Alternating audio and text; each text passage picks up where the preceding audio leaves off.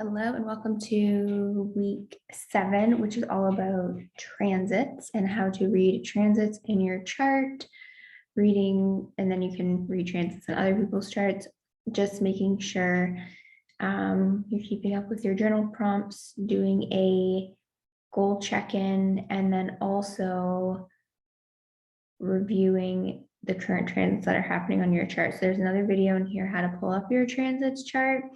Hope watch that as well, maybe before this, so that you can have a chart in front of you with whatever date it is that you're watching this with the exact transits of like what's happening in the sky. So basically, here's a transit chart. If you watch the other video, pause this, go watch it if you have it.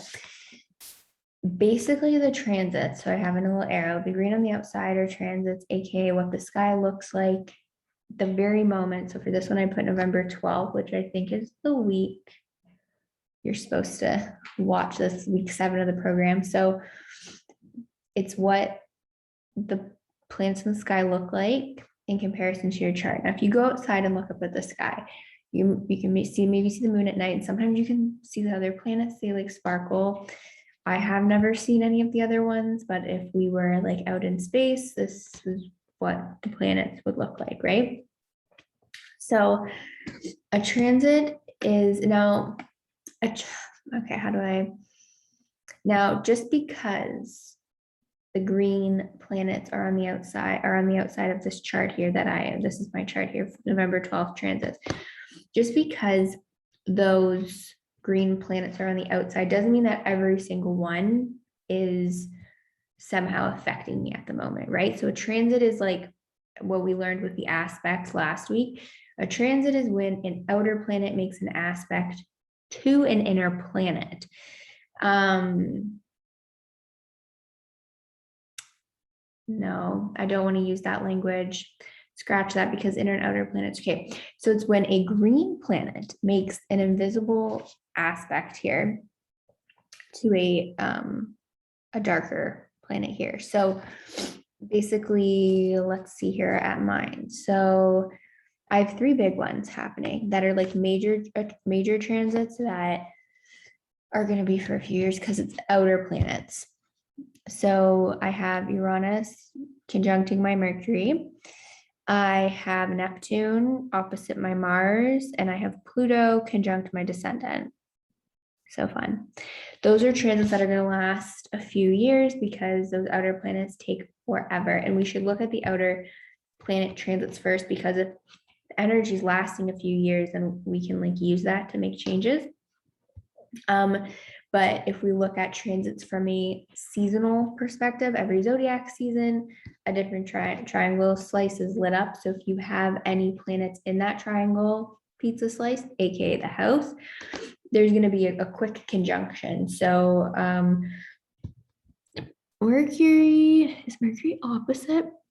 Okay, Mercury in Scorpio on November 12th here, it'll be kind of opposite, or maybe just November 13th, 14th, it'll be opposite my Mercury. So I might have like a day or two where I'm feeling a little frustrated about something or overthinking something because Mercury is opposing Mercury, right? So transit Mercury is opposing my natal Mercury. Even the Mars here, yeah, that for a few days is going to oppose that. So there might be some tension there. But because those inner planets, Mars, Mercury, and Venus, they move relatively quickly. So the transit isn't going to last long. So it might just be an uncomfortable, like icky few days, right? You know, when you have those days, like one of those. But if we look at Uranus here conjuncting it, this dude's going to stay right in this kind of spot and kind of teeter back and forth for like 2.5 years. So we can work with that really, but I mean, we might have an icky few days here, or you might not feel the transit at all. And again, it's written in this. I'm not going to read this whole thing to you. Hear this in your booklet. With transits, like you have free will. Just because you read like, oh, Uranus conjunct Mercury means this, if you Google it, it's like, no, it doesn't have to mean that. You can do what you want with the energy, right? So like sometimes people will be like, oh, I'm feeling heavy energy. What is it? I can probably find something in your chart that explains why you've been feeling or whatever. over a few days. But I mean, sometimes we have to realize that, we're humans. We might feel a few days, right? There doesn't have to be a reason for it, but there could be a reason for it in astrology, right? And I'll give you an example of a green little dude. We'll say here, Venus and Capricorn. Venus and Capricorn at 6 degrees is, let me see here. If we look at oppositions, got nothing there.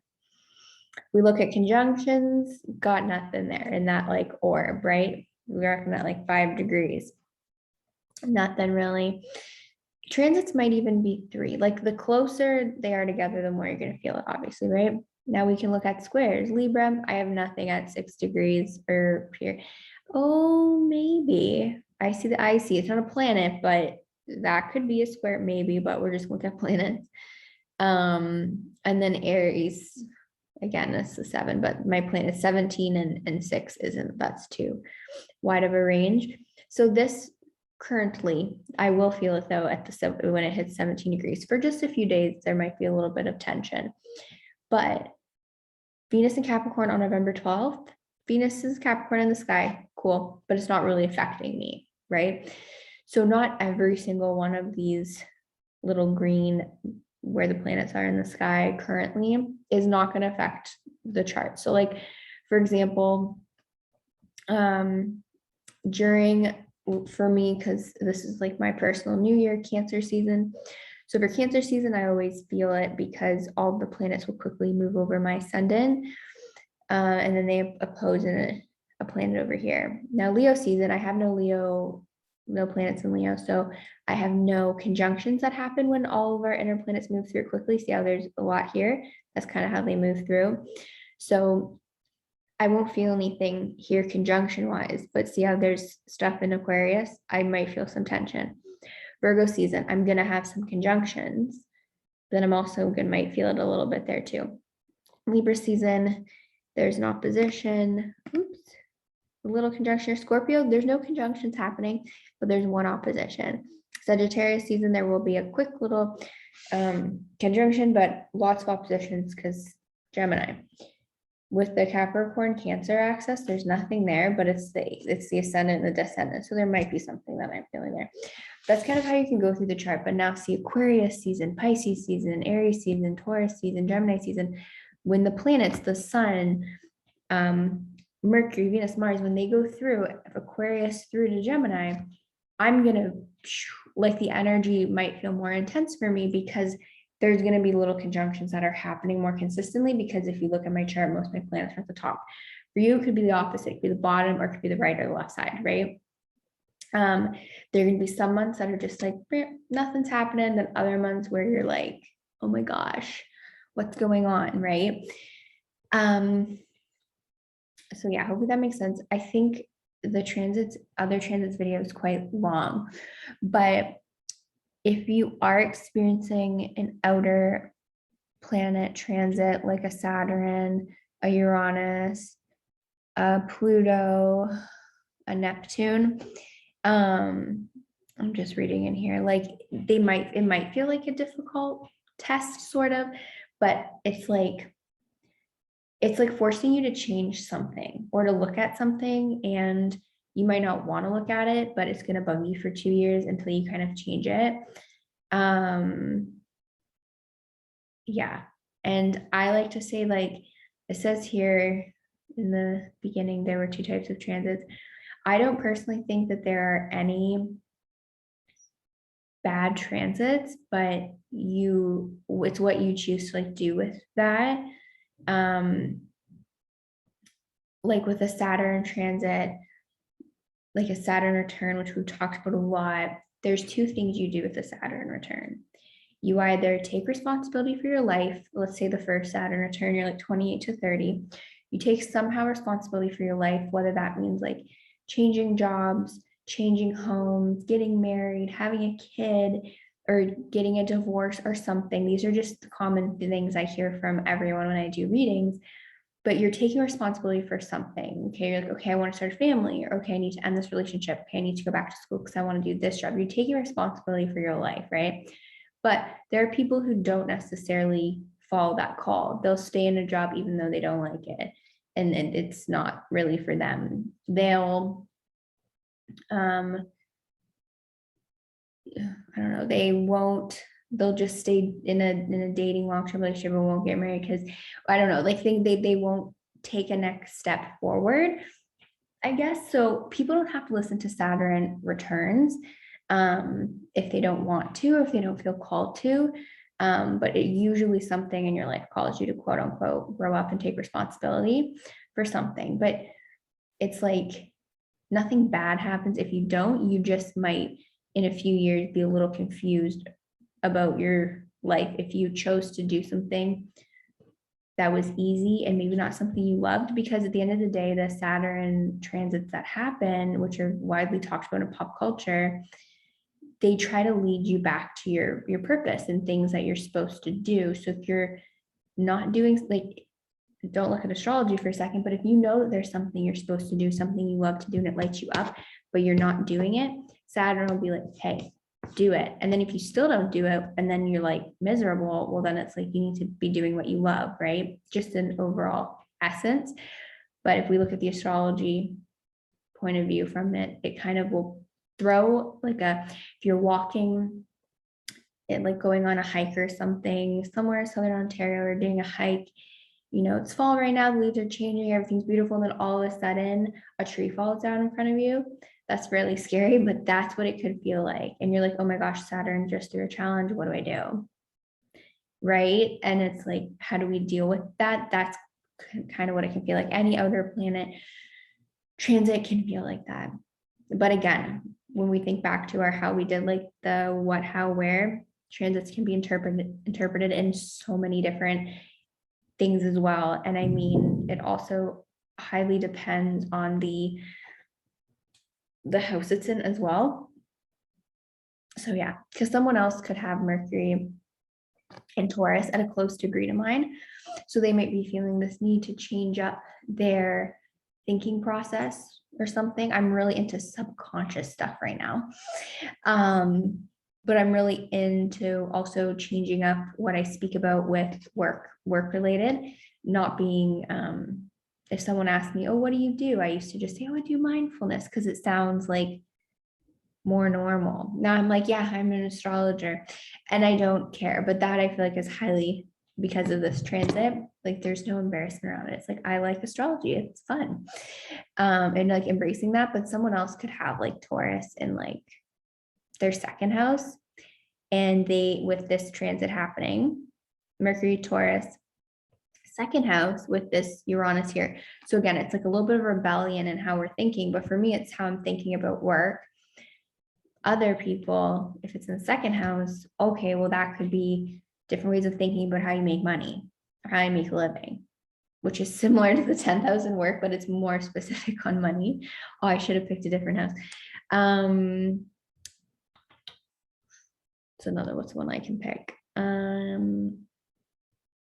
Okay, let's say Taurus is like your 12th house here and you have Mercury. So Mercury in the 12th house, so you'd be a very nonverbal kind of, you're more of a feeler than a thinker, but Uranus there, it's kind of like different ways to be spiritual or different philosophies about spirituality and different ways to communicate spiritually. Like you could find yourself reaching like anything to do with like the mind, but being transported to other realms, because that's what the 12th house is. But with that whole, like, how do we, anything to do with the mind? Hopefully that wasn't too confusing, but yeah, whenever I feel like I go in a rant, I just stop talking because I don't want to confuse. So please, I have down here, make a list of the transits occurring in your chart the day you're looking at this, put that date in on astro.com. Now, good or bad in the relation to each other, right? I mean, you may or may not know that, ask me, but you might not be able to find or pinpoint every transit that's happening, but just think of your aspects, right? Anything the same, well, first conjuncting, right? Like is right here, I had Jupiter return this year. So we look at that: conjunction, trine, square, opposition, right? And you kind of have to do imaginary lines. I will show you live in class if you would like me to, the website that you can look at transits that you're having that day. It's different than astro.com. I believe it's AstroSeek, but if you put the date in, it'll tell you all the transits happening. And then I will say the moons. The moon moves really fast. It circles around your chart every month. It hits all the signs. Oops, every 2.5 days.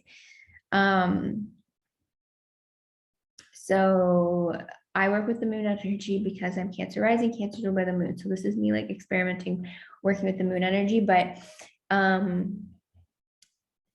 again, those would be really quick conjunctions and oppositions if you're feeling anything weird. That's like even faster than the sun. Mercury might be faster than the moon. I don't know. Well, Mercury maybe, no, the moon's faster than Mercury, but the degree, anyway. Again, it gets in, it goes in there as the quicker kind of feeling. A month might feel long, like with the sun kind of going a good degree a day and like opposing something, like it might feel a little icky or challenging, but it'll be done within like a month. But any of these outer guys, so like this, where's the other one? This one. Yeah, it kind of, it gives you, you can look at it. It's not, it's like an opportunity to change something. So instead of, it's like reframing and being like, oh, I have an outer planet transit, this can be difficult. No, you have an outer planet transit. I wonder what opportunity I'm going to find. I wonder what I could change. That's what, in my marketing job, where I'm always looking for opportunities, new opportunities. So that's where that's coming from. Reframe it to look at new opportunities, to reframe my thinking, new opportunities in which direction I will take action for my business. That's what I feel like this one is. New opportunities to meet new people, because Descendant is partnerships. There's new opportunities here. So fun, so fun. So that's all I have for transits. I'm gonna stop talking. Bring any questions to class. Remind me to share with you the new, the different way to look up your transits. Because if you're like, technology is fantastic, it's like a blessing. But if you're like, I don't want to look at this chart here and find all my transits, like that's hard. You really should try to, though. We're learning.